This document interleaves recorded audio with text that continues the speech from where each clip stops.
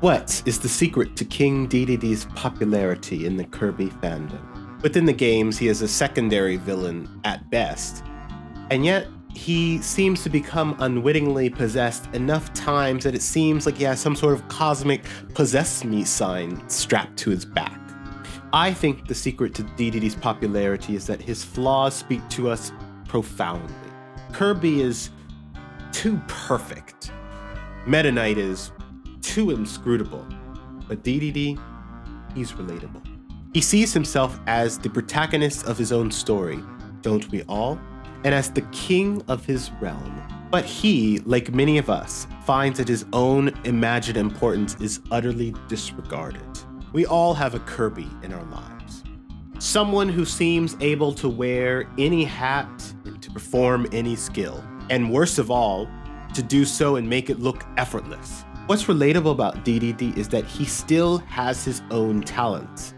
While Kirby flew effortlessly, the flightless DeDeDe too learned how to fly after rigorous training.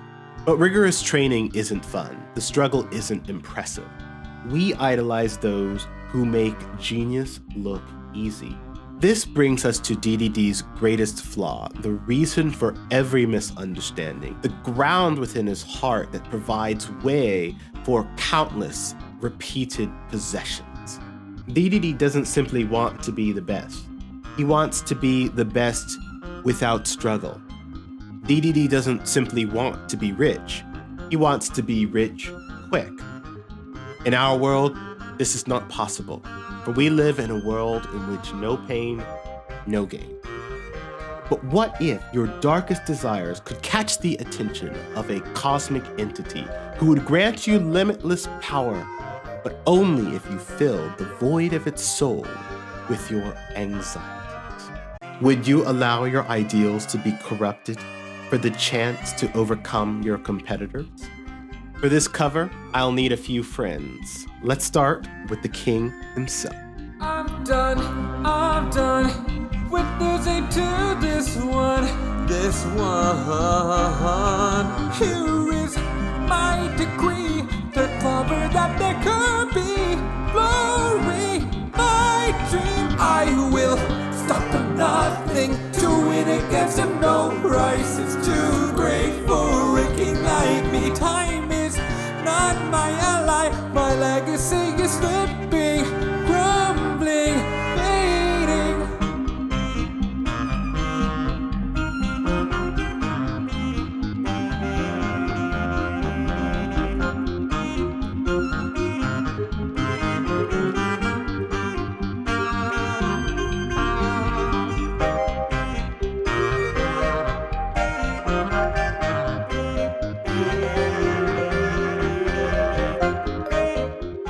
No one believes themselves to be a villain, and the same was true of King DeDeDe.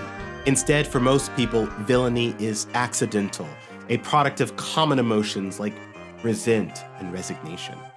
But somewhere in the universe, a cosmic being was being summoned, a newborn with the potential for good or for evil.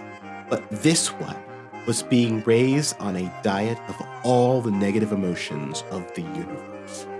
From a sky very different to DeDeDe's own, this child looked up at the stars the same as we all do. But instead of being captivated by hope for the trillions of lights in the sky, what burned brightest to this young being was want and pain. And DeDeDe's passion burnt so brightly that the void soul reached out.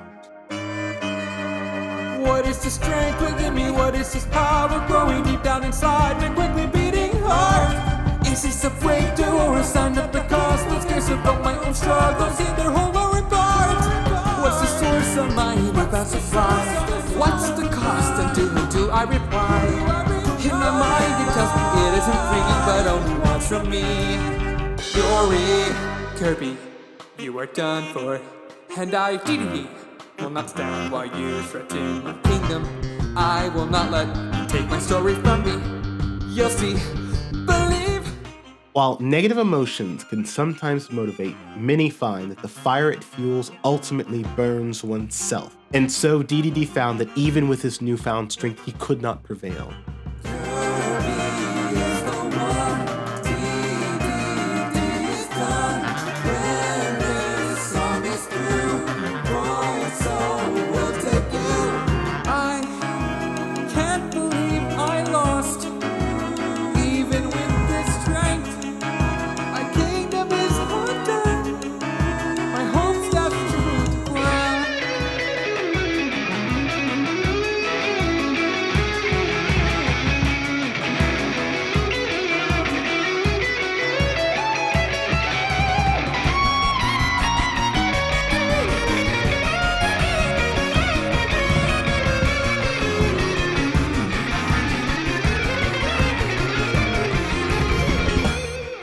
DeDeDe believed himself beyond forgiveness with all the hurt he had caused. But to Kirby and the others, he was a friend who needed help finding his way back.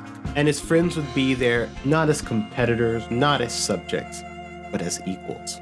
I will not stop this journey till I have made it back into my